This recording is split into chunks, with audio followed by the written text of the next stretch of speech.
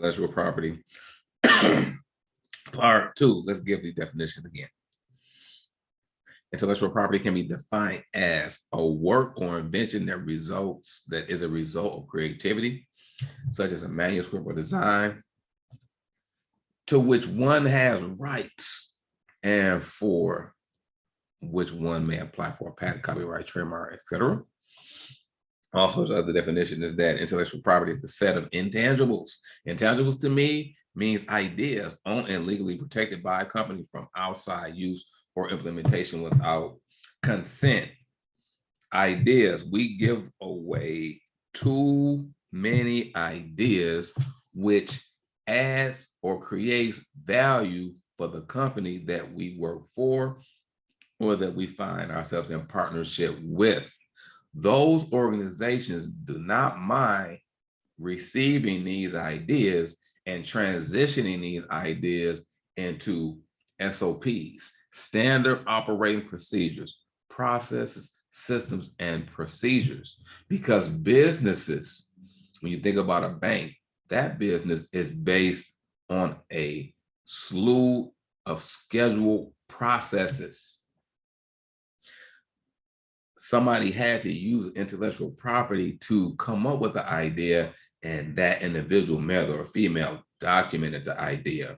But if you have the bank teller who provides the service to the customers on a daily basis, he or she knows more of what takes place. And when we go into those meetings and we share problems, the number one aspect of starting on the journey to create wealth is to become a problem solver and not be distracted with the irritation in your soul of the problems that you identify. That's a number one key. But back on track, we give away these ideas and the organization will take, well, I won't say take, they will receive those ideas and it will increase over time their bottom line. It will increase over time their gross profit and the net profit. And they'll give us a little bit, sometimes monetarily, or they'll pat us on the back. Awesome job, Marcus. You added value, you created value with an idea, you created a new program. It gives us brand recognition and brand credibility and does little to nothing for you because you don't understand that intellectual property has more value than money. Cash over. Because the intellectual property comes from your creativity, your ability to identify problems and bring forth solutions in the time that you have been given. So let me give you this point for all my individuals that work, particularly in the warehouse industry and particularly provide services only in association with dollars per hour. Jim Rohn, there's a video that you can look up on YouTube by Jim Rohn, Jimrohn. And the epiphany and the revelation came to me years ago that we do not make dollars per hour, we make dollars per value. That's a game changer because what it says is that I don't have to be in a physical location 8 hours to make money or to generate revenue.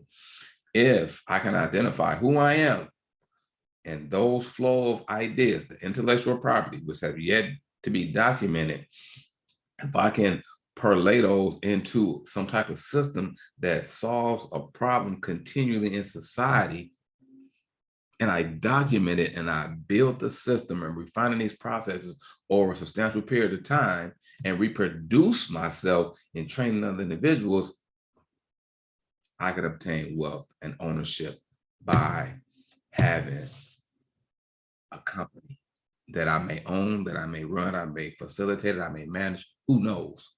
But this is what I'm saying to us is that the intellectual property that you are giving away is of utmost value. Now let's talk about the social media aspect. So let me leave this segment of thought and share with you in closing that you must document your ideas. You must document your processes. Too many times we give away ideas and we give away processes because we have yet to see that we are value adders, value creators, and we stay in an employee mindset because when we came through the school system, that's what we were taught subconsciously because we were kept on a schedule, and that schedule was internalized. And when we left the building and went to the next educational institution, that became an integral part of our soul safety on a psychological level, and it transitioned into refinement, limitation, and we built our entire lives underneath that system, and there's fulfillment in us and freedom. But because psychologically on a natural plane, we identify that as safety, it transitions to a comfort zone and manifests into a stronghold, which keeps us in a standstill. So the last segment of this is social media.